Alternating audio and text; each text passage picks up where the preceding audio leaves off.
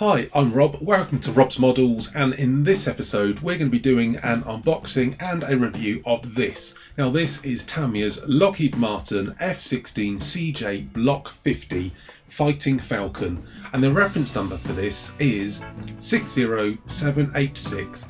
It's a Tamiya kit in 1:72 scale.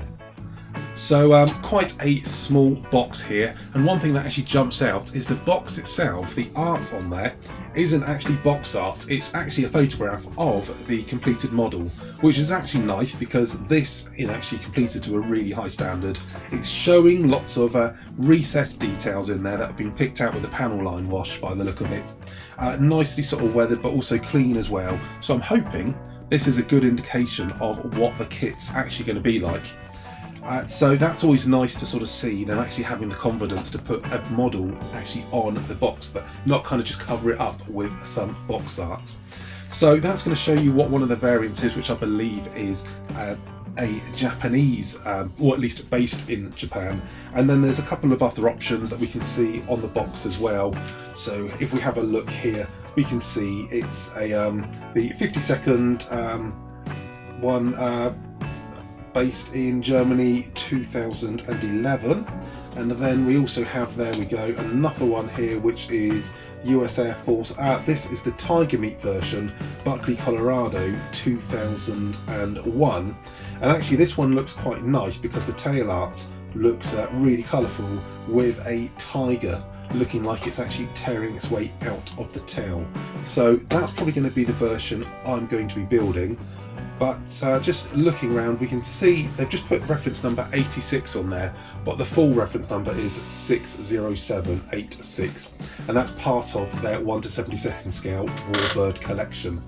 We can also see here the wingspan is 141 millimeters, so that's actually just under 6 inches wingspan, with a length of 213 millimeters, which is a little bit over 8 inches. So it's not going to be huge, just a little over about, well, call it about 8.5 inches long and just under 6 inches wide. So it's going to be quite a small, dainty kit. And if anyone's ever walked around an F-16 at an air show, you'll actually be sometimes surprised about just how small these actually are in comparison to some of the other jets there. These do actually seem quite small. And this kit itself was actually tooled in 2014, so it's actually quite a recent kit. And having built a few Tamiya kits recently, I've really enjoyed their more recent ones. And when I say recent, I'm literally talking back to things in the last 20 years, to be honest. But they've go together really nicely, so I'm looking forward to doing this one. So let's see what we've got in the box. Let's first of all take this out, and what have we got? Well, we've got a pile of sprues. I say pile, they're actually quite dainty. Having been doing a few bits in 48 scale recently, these actually do look quite small and dainty. So we've got the top piece, so it looks like it's actually going to be sandwiched the bottom and top halves, not a port and starboard half. So that's the biggest sprue we've got there. Decals, nice huge decals. Let's get into all that in a minute. Let's check the paperwork first. So first off, we have here is the background information, all in Japanese on that side. But open up here, yes, we have got it in English, and then that's going to be German and French as well by the look of it. But it's always interesting to read this, and actually quite a good little amount there going through. And we've got some pictures there, navigation pods, so we can just see it's a true multi-role aircraft, and the development of the F-16 Fighting Falcon, pictures of the two-seat variant, and just going through the weapons fit and obviously how it has evolved, which leads us onto this sort of diagram here, which is the progression and basically the evolution of the F-16, the different versions of it. And as we can see, we sort of work our way through to Block 3 here, and actually the F-16C, the Block D, that variant is within the 3rd generation. So that's nice, just to give a little bit of history. And then coming over here, we've also got the weapons fit as well as whereabouts the drop tanks would be located. So it's just explaining on what different pylons, what compatible ordnance there would be. So you could have the AMRAAM or a Sidewinder, on different points there, different sort of bomb fits, sniper pods. So that's actually going to be quite interesting. I don't actually know what armaments or anything actually come with the kit, so it is nice to actually see that, just in case you are doing any aftermarket bits as well. So that's going to be always worth a read. So a nice little bit of information there, a bit of bedtime reading. We've got Tamiya's tip sheet that they now put in, just explaining how to make a model, which will be useful. We've got the paint guide, the schemes. So let's look. So the first one here, this is the one on the box art, which is the 5th Air Force Command, Pacific Forces, Misawa Air Base, Japan, 2010. The next variant is the 52nd Fighter Wing Command, and that is United States Air Force in Europe, and that's at Spangdahlem Air Base, Germany, 2011. And the one on this side is the 79th Fighter Squadron, 20th Fighter Wing Tiger Meat version, Buckley Air Force Base, Colorado, August 2001. So actually quite a span going from 2001 through to 2011. But that's the one with the tiger sort of ripping through the tail there. So that's probably going to be the version I'm going to do. Looking at it, they all have pretty much the same overall paint. So on the bottom you're going to be looking at, and this is, they've given the acrylic codes for acrylic spray, so that's AS26. All of those are, in fact, they've actually done the same on this side for both A and B variants. They're only giving the side view. It's obviously the same paint scheme, top and bottom, but the only difference actually being the nose cone is different colours or different ones. So all very, very similar. So that's going to be basically your light ghost grey and your basically different shades of grey. They've I think highlighted it a bit more by making that one a lot darker there and a bit lighter on the bottom. So I think the main thing is you've got AS26, AS28, and that looks like AS10 on the nose. Yeah, there's the different variants for the different nose cone. That's pretty much going to be it on the paint. So then, instructions themselves. Here we have the Lockheed Martin F-16CJ Block 50 Fighting Falcon 72nd scale, and let's open these out. And these go out lengthways. So first of all, it's going to be working on the cockpit by the seams, but actually no, building up the top section. So that's going to be going in two parts, slotting in. So that should fit along the panel lines anyway. Then building up the cockpit and the main landing gear wheel, and those bits are then going to be sandwiching together, so the cockpit's going to be going in, coming across to attaching the wings. Then we have the engine nozzle at the back. That's obviously separate paint codes for them, making sure you get the correct leaves in there. Building up the landing gear, the fitting of the landing gear. I do find it odd that they don't actually give options for having the landing gear up. I mean, it's obviously easy to work it out, but no option for an up landing gear. Looks like they actually suggest getting the tweezers and what direction these go in, just to get the various struts in. Then we've got the intakes. That intake's going to be coming together, just giving painting instructions there, and then attaching the more landing gear there, front landing gear, few fins underneath. Yes, it does seem, and this is something to bear in mind, I have found with some Tamiya kits, is don't just think that you can just leave the landing gear and clip in afterwards, because once they're in, you're going to then need to put a further plate on that sort of locks and seals it all in. However, that plate's all going to be body coloured, so normally what would happen is you would be able to sort of paint it all and then drop those bits in landing gear afterwards. So you're going to have to work out either going to be fitting that in or making sure that all gets painted at the same time. Just going to be a little bit of a complication. Just something to bear in mind when painting, because you're just not going to be able to build it all up and mask up the wheel wells quite so well. So tail fin coming together, that all comes on, and then the stabilisers go in as well. Then, bizarrely, now we're coming to the cockpit detail. So we actually just built the cockpit tub earlier. Heads-up display, we've got the pilot can go in there as well. Then looking at the ordnance there, and then which versions are going to be going for. It looks like A or B versions. You can go for the AMRAAM, or with the B, it's just the Sidewinder. So just need to work out what versions you're doing. Let's come on to the decals, as they're at the top. And we've got the decal sheet, and these are nicely printed. They feel thick, and I often find this with Tamiya ones, they do kind of have a thickness about them. There's definitely, that's almost like reading Braille running over there. However, looking at it, they are, yeah, colours have been printed out very crisp, especially where we have got that yellow and red flashing, and the tiger as well. That does actually seem to be very nicely printed, and some of that writing is pretty illegible as well. He's going to be small and a little bit fiddly, and it does concern me a little bit holding onto the light about how much of the clear backing we have actually got there, and that is quite thick.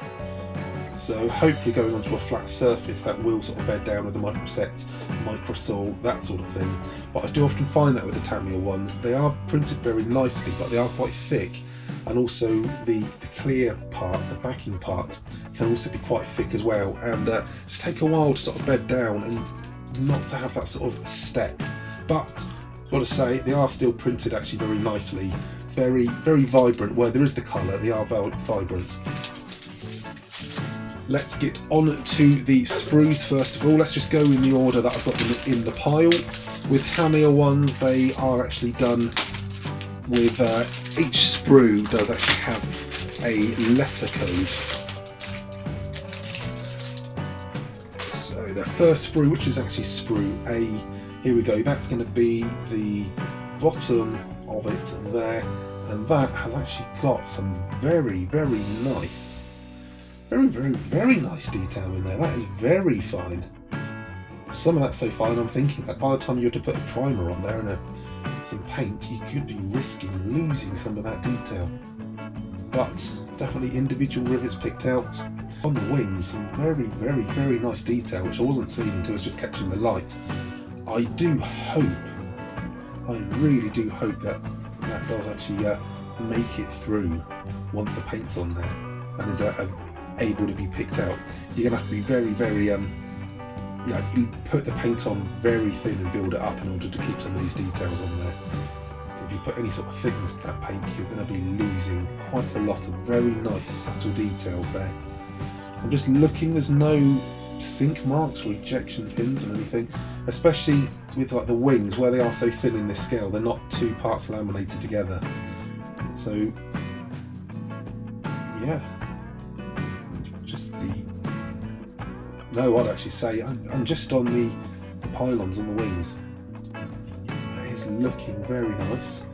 Cockpits, 72nd scale, there's not a huge amount of detail actually on the instrument panel, but the side instruments, if you were to put a little bit of dry brushing in there, that is actually going to pick it out. And also there's a slight little bit of beveling on those fins as well. So I've got to say, I am impressed with that. That is some very fine, nice detail, very crisp, very clear, and the actual sort of texture of it is kind of matte, but some of that recess detail, it catches the light because that's smooth in the recesses. So that is a very nice sprue of plastic indeed. I'm liking that.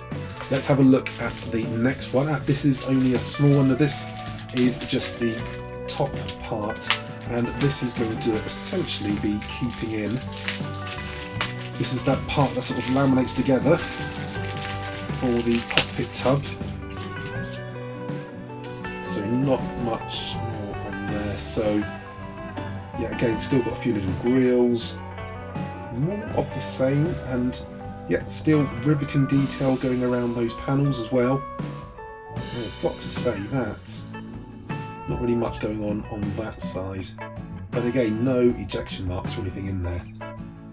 So there's a few little minor bits, but very nice recessed and very finely recessed. You can very easily, I think, if you were to be going a little bit over the top on primer and paint, you could, I think, quite easily lose some of that detail in there. So let's look. We've got 2 sprues in here. And this is,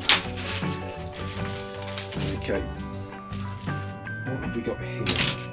2 sprues for, which is a little bit odd, 2 sprue Cs.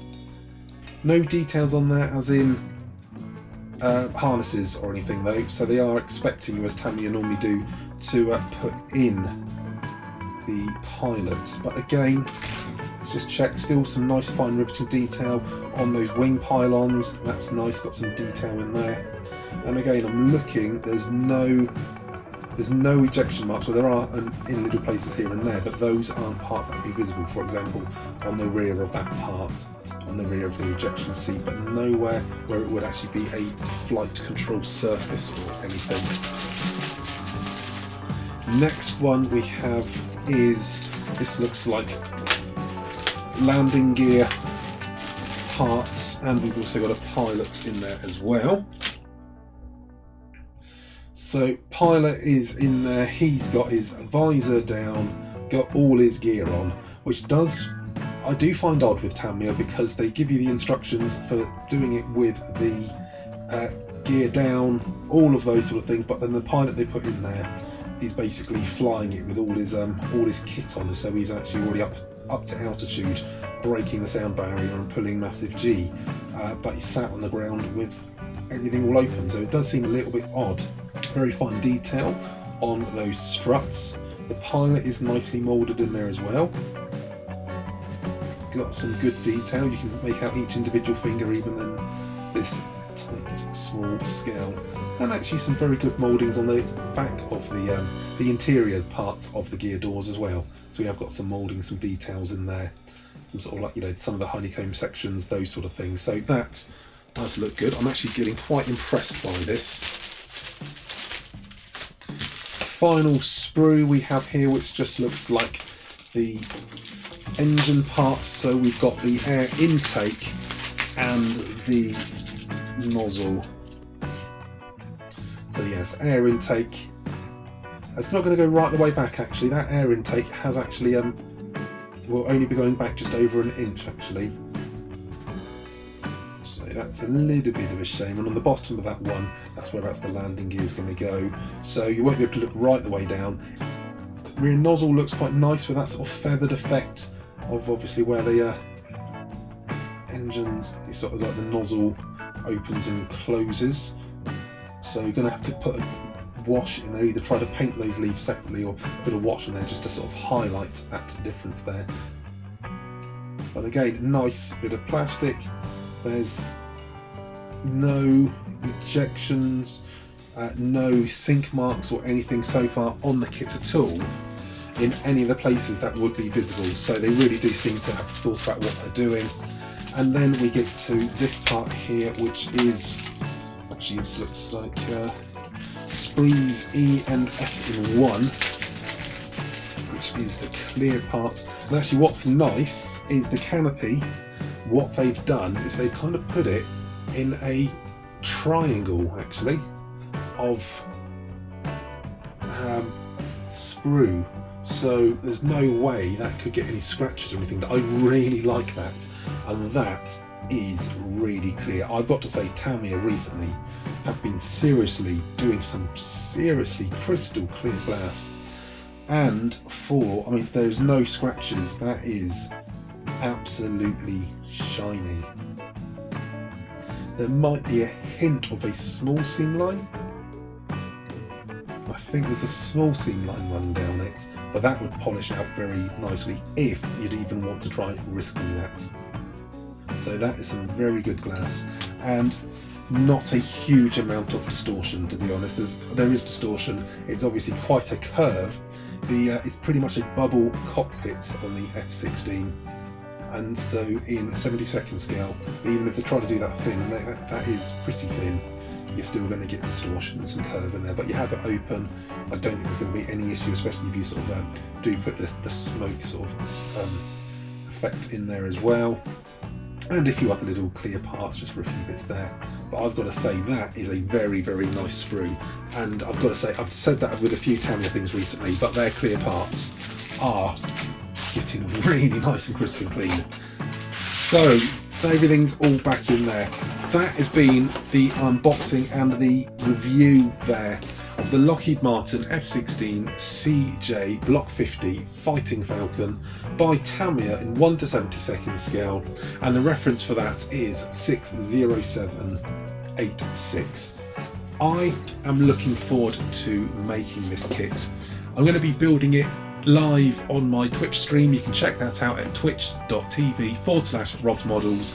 I'll probably push in a few little bits as I'm building it on YouTube, and then once I'm actually done, come back again, and then I'll do a post-build video where I'll talk through the actual build process and then effectively review the kit again, having then made it, and look at the process of how it went together, highs, low points, anything that could be improved, so that if you're thinking of actually building this kit yourself, you know the areas to look out for and how you can make the most of it. I've been Rob. Keep modelling, have a good day, look forward to seeing you again soon.